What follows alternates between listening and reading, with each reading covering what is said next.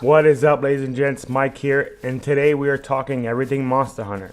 You might have seen the newest game of the series, Monster Hunter World, showcased in several game conferences over the last year. If you've never played the series or really known of its existence, you might have taken interest. Well, you've came to the right place because I'm going to give you the top 5 reasons you should play and at least not ignore Monster Hunter World. So let's jump right into it.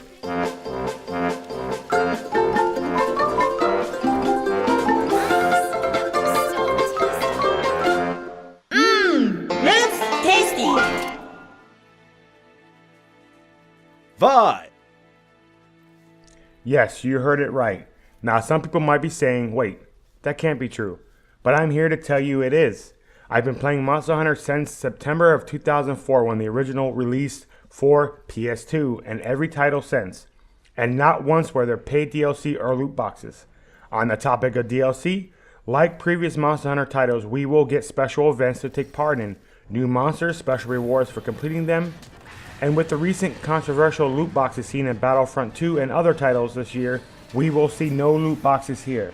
Now pardon me if I butcher this name, but Ryozo Tsuzumoto says in an interview, I think that Monster Hunter has already built that kind of randomization item reward into the gameplay. You've already kind of got a loot core gameplay aspect without having to shove microtransactions version of it in. Now that is kind of great to hear, but for everyone who hasn't played a Monster Hunter game before, you hunt monsters to progress, make weapons and armors, etc. Once you kill your target, you harvest the parts from him and you get items specific to that monster. Each part of the monster has a drop chance, or in this case, carve chance, which leads to farming monsters for specific parts to craft some badass weapons and armor. You're even granted quest rewards that are randomized towards the monster you've killed. 4. Now, when I say this, I'm not referring to the story, which in previous installments has been there, but is not the selling point. Everything around the story, from its locales to the monster design, special boss arenas, are amazing. That first moment you walk out of camp and you get your cinematic showing of the playground where you take part in slicing and dicing and bashing your targets until you're the only one standing. Now, the best part is now it's in full HD, HDR, and glorious 4K, and the first installment since the PS2 version to hit the current gen home consoles here in the States.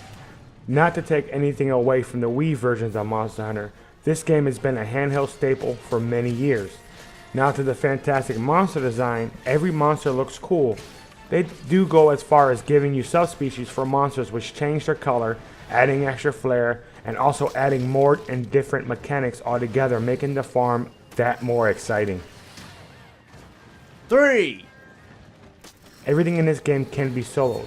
Every installment has a solo mode, and when you get to the end game, where you have the high tier badass weapons and armor, you can even solo some multiplayer content. But this game is meant to be enjoyed with a hunting party.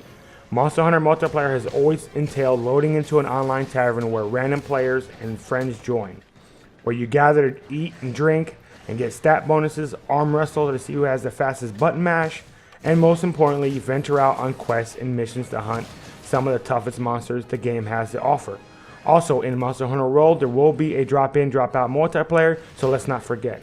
Solo and multiplayer quests and missions are both a tier system. For instance, 1-star quests being the low rank, to 5-star quests being high rank, and finally God mode tier G rank, where the hardest quests lie. Because we all know killing and farming for shit is best done with friends. 2.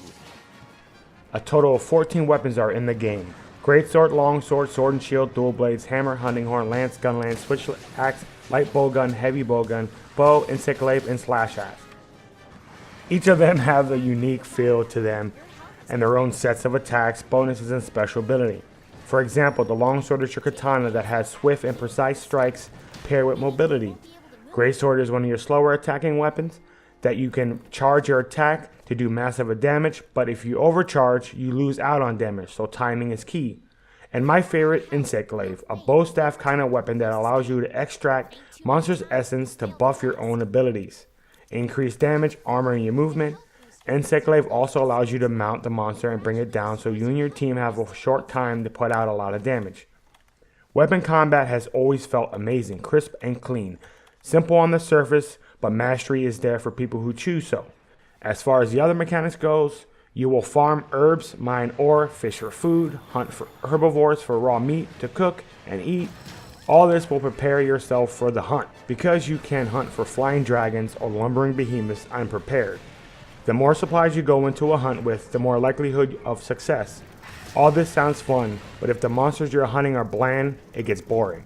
Thankfully, this isn't the case. Each monster has its own mechanics, moves, weaknesses, and strengths, which you have to learn by yourself. Or with friends, of course. So, are you up for the challenge? 1. True progression meaning none of this bullshit of monotonous farming for minimal stat upgrades, or weapons or armor that feel pointless, or currency that grants you a goddamn loot box. In Monster Hunter, every upgrade is meaningful. If it's your weapon, all your kill times get better. Armor upgrades will lower your damage you take.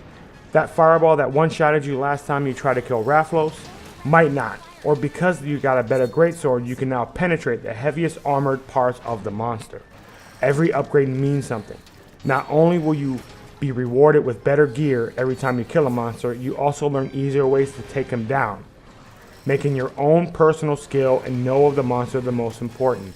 And this lies within the whole game. The more you play, the better you get, the easier the game becomes, and the funner the game becomes. The key thing here is, Monster Hunter has always been this way, and it hasn't really been mainstream until now. I feel gamers that like games like Destiny, Diablo, or other loot-driven games will truly enjoy this. And Dark Souls fans, hear me now, be sure to look into this game. In my opinion, this game industry needs a loot-driven game that doesn't try to steal every effing penny they can. If Monster Hunter delivers what it has in the past and promises now, this game will truly be amazing. I would like to apologize for the footage due to the fact that I don't own a 3DS capable of capturing footage, but I was able to get a hefty game time in the beta, which in the beta of Monster Hunter World feels and looks amazing. And it's exciting for Monster Hunter fans and people who couldn't afford or didn't like the 3DS or Switch are now able to play on their current gen console. Well, I hope this brings light to the amazing series or sparked an interest in a long-living game series.